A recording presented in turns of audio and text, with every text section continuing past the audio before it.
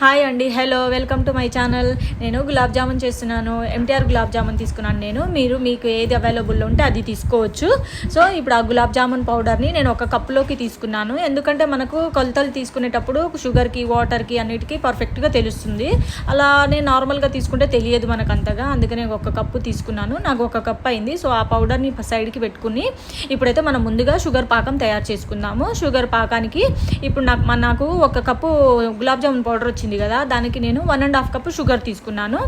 ఆ 1.5 కప్ షుగర్కి ఏ కప్పుతో అయితే తీసుకున్నామో అదే కప్పుతో మళ్ళీ మనం వాటర్ తీసుకోవాలి. ఎంత షుగర్ తీసుకుంటే అంతే వాటర్ పోసుకోండి. అంతే.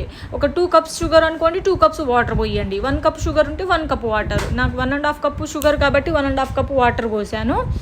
తర్వాత ఇప్పుడు ఈ షుగర్ అంతా ఒకసారి కలుపుకొని మెల్ట్ అయ్యేంత వరకు గ్యాస్ని కొంచెం మీడియం ఫ్లేమ్లో పెట్టి మెల్ట్ చేసుకోండి. అంతే.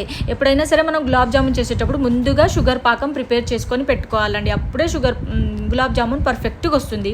ఇప్పుడు మనం ముందుగా పిండి తీసి పక్కన పెట్టుకున్నాం కదా గులాబ్ జామున్ది, అందులోకి ఒక 1/2 కప్పు పాలు మిక్స్ చేసుకుందాము. ఏ కప్పుతో అయితే మనము పిండి తీసుకున్నామో అదే కప్పుతో అన్ని మెజర్మెంట్స్ పర్ఫెక్ట్గా చేసుకోవాలి. సో హాఫ్ కప్ పాలు పక్కన పెట్టుకోవాలి. ఒకవేళ మీ దగ్గర పాలు అవైలబుల్లో లేదు అంటే మీరు వాటర్ కూడా యాడ్ చేసుకోవచ్చు.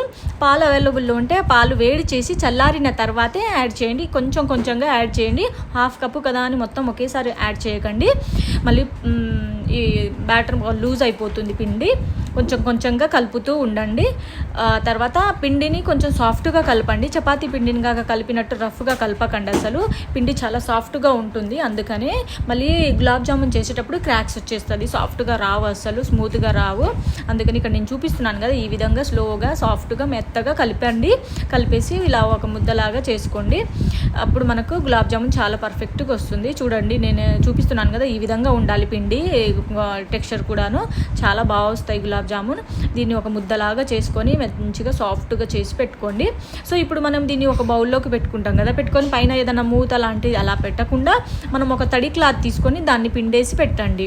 ఏదైనా సరే, కాటన్ క్లాత్, హ్యాంకీ అయినా కాటన్ క్లాత్ ఏదైనా తీసుకొని దాన్ని మంచిగా కడిగి పిండేసిన తర్వాత అది కొంచెం తడిగా ఉంటుంది కదా, దాన్ని తీసుకెళ్ళి దీని మీద క్లోజ్ చేసి పెట్టేయండి. ఇక్కడ నేను చూపిస్తున్నాను కదా, ఈ విధంగా మంచిగా క్లోజ్ చేసి పెట్టినాం అనుకో, మనకు ఆ పిండి డ్రై అవ్వకుండా, ఆరిపోకుండా మెత్తగా మంచిగా ఉంటుంది అన్నమాట, తడిగానే ఉంటుంది. అప్పుడు మనము గులాబ్ జామున్ చేసేటప్పుడు గులాబ్ జామున్ క్రాక్స్ రాకుండా మంచి స్మూత్గా వస్తుంది అనమాట.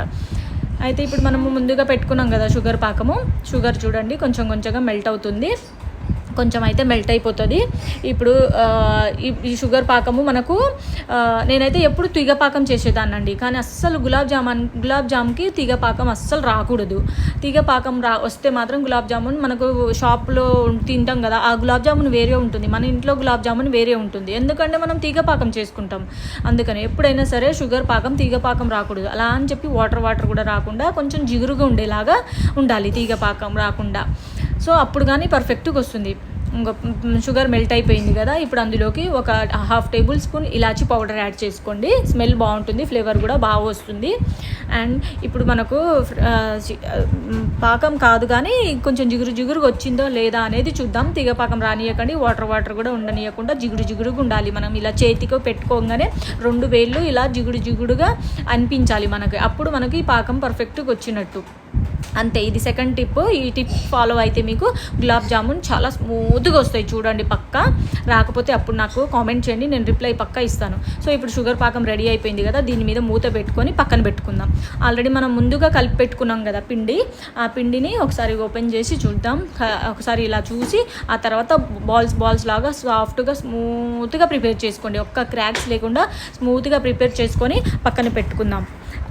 ఇక నేను చూపిస్తున్నాను కదా, ఈ విధంగా పక్కన పెట్టుకుందాం. ఆ తర్వాత అన్నీ ఒక్కొక్కటి అన్నీ చేసుకొని పక్కన పెట్టుకొని ఈ క్రాక్స్ లేకుండా స్మూత్గా బాల్స్ లాగా మిగిలిన పిండి మొత్తం అలాగనే చేసుకొని పెట్టుకోండి. అన్నీ ఒకే సైజులో వస్తాయి. ఒకవేళ ఒకే సైజులో రావట్లేదు అనుకుంటే ఒక చిన్న స్పూన్ ఉంటే దాంతో తీసుకోండి, మంచిగా వస్తుంది. నేనైతే చేత్తోనే కొంచెంగా తీసుకొని అన్నీ ఒకేలాగా ప్రిపేర్ చేసుకున్నానండి. చూడండి ఎంత బాగున్నాయి కదా, చాలా సాఫ్ట్గా భలేగా ఉన్నాయి. సో ఈ విధంగా మీరు అన్ని బాల్స్ లాగా చిన్న బాల్స్ లాగా సాఫ్ట్గా క్లీన్ చేసుకొని పెట్టుకోండి. ఆ తర్వాత ముందుగా మనం పిండి మీద కప్పాం కదా హ్యాంకీని, తడి క్లాత్ని, ఆ తడి క్లాత్ని బాల్స్ మీద కూడా కప్పేసేయండి. ఆ బాల్స్ కూడా మళ్ళీ ఆరకుండా డ్రై అవ్వకుండా మంచిగా స్మూత్గానే తడిగానే ఉంటాయి. సో ఇప్పుడు అవి మనం ఫ్రై చేసుకోవాలి కదా. ఫ్రై చేసుకోవడానికి ఒక వేరే కడాయి పెట్టుకొని అందులోకి డీప్ ఫ్రైకి సరిపడా ఆయిల్ పోసుకుందాం. మనం ఇప్పుడు డీప్ ఫ్రైకి సరిపడా ఆయిల్ పోసుకుందాం కడాయిలోకి. ఈ ఆయిల్ కూడా బాగా హీట్ అవ్వకూడదు, నార్మల్ హీట్లోనే ఉండాలి. బాగా హీట్ అయితే మనం గులాబ్ జామున్ వేసిన వెంటనే పైన కలర్ చేంజ్ అయిపోతుంది, లోపలంతా పిండి ఉంటుంది. ఇక్కడ నేను చూపిస్తున్నాను కదా, నేను ఇప్పుడు గులాబ్ జామున్ బాల్స్ లోపల వేయంగానే నార్మల్గా మంచిగా హీట్ అయిన ఆయిల్లోకి మెల్లగా పైకి తేలుతుంది కదా. ఈ విధంగా మనం బాగా హీట్ అయిన ఆయిల్ అనుకోండి, ఫాస్ట్గా పైకి తేలిపోయి కలర్ చేంజ్ అయిపోతుంది. అలా కలర్ చేంజ్ అయిపోతే లోపలంతా పిండి ఉంటుంది అండ్ క్రాక్స్ కూడా వచ్చేస్తాయి అన్నమాట.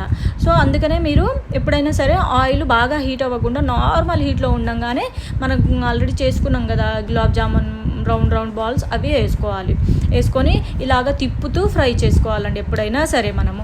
లేదంటే ఒక సైడ్ మాత్రమే కలర్ చేంజ్ అయిపోయి ఇంకో సైడ్ కలర్ చేంజ్ అవుతుంది. ఈక్వల్గా మంచి కలర్ రావాలి అనుకుంటే ఇలాగ స్లోగా తిప్పుతూ ఉండాలి. అప్పుడే మనకి గులాబ్ జామున్ పర్ఫెక్ట్ కలర్ వచ్చి పర్ఫెక్ట్గా ఫ్రై అవుతాయి అన్నమాట.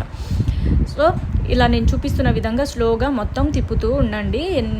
ఎంతసేపు ఉంటే అంతసేపు గోల్డెన్ బ్రౌన్ కలర్ వచ్చేంత వరకు ఇవి తిప్పుతూ ఉండండి. ఇలాగా చూడండి ఎంత బాగా ఫ్రై అవుతున్నాయో, ఈక్వల్గా ఫ్రై అవుతున్నాయి కదా. ఒక సైడ్ ఒక సైడ్ అవ్వనట్టుగా లేకుండా అన్నీ ఈక్వల్గా ఫ్రై అవుతున్నాయి. చూడండి, చూపించాను కదా నేను. ఈ చూపిస్తున్న విధంగా గోల్డెన్ బ్రౌన్ కలర్లోకి మంచిగా ఫ్రై అయిన తర్వాత ఇవి మనం ఆల్రెడీ ముందుగా చేసి పెట్టుకున్నాం కదా షుగర్ పాకము, అది ఒకవేళ మీకు కూల్ అయినట్టు అనిపిస్తే మాత్రం ఒకసారి హీట్ చేసుకోండి. కొంచెం గరం అయ్యేటట్టు, గోరువెచ్చగా అయ్యేటట్టు హీట్ చేసుకోండి. లేదు కొంచెం వేడిగానే ఉంది అనుకుంటే ఇవి కలర్ చేంజ్ అయిన తర్వాత ఇవి వేడిగా ఉన్నప్పుడే తీసి ఆ షుగర్ పాకంలోకి ట్రాన్స్ఫర్ చేసుకోవాలి. అందుకనే మనం షుగర్ పాకం ముందే చేసి పెట్టుకుందాం. అలా అనమాట. షుగర్ పాకం తర్వాత చేస్తే ఇవి కూల్ అయిపోతాయి. సో షుగర్ పాకంలో వేసామనుకోండి, పాకం ఇవి తొందరగా అబ్జర్వ్ చెయ్యవు, లోపల దాకా అబ్జర్వ్ చెయ్యదు, పైననే అబ్జర్వ్ చేస్తుంది. అందుకనే ముందుగా షుగర్ పాకం చేసి పెట్టుకొని తర్వాత గులాబ్ జామున్ ఇలా ఫ్రై చేసుకున్న తర్వాత వీటిని వెంటనే వేడిగా ఉండంగానే అందులో ట్రాన్స్ఫర్ చేసుకున్నాం అనుకోండి, లోపలి దాకా పాకం మొత్తం ఇలా అబ్జర్వ్ అయ్యి చాలా స్మూత్గా ఉంటాయి అన్నమాట గులాబ్ జామున్.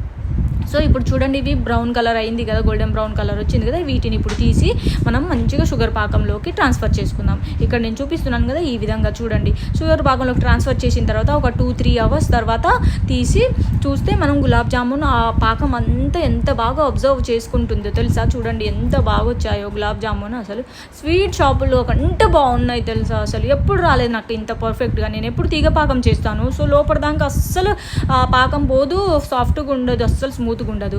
ఈసారి నేను తీగ పాకం కాకుండా జిగురుగా ఉండే పాకం చేశాను కదా, లోపల దాకా పోయి ఎంత సాఫ్ట్గా ఉన్నాయో ఒకసారి చూడండి. నేను మీకు కట్ చేసి చూపిస్తాను.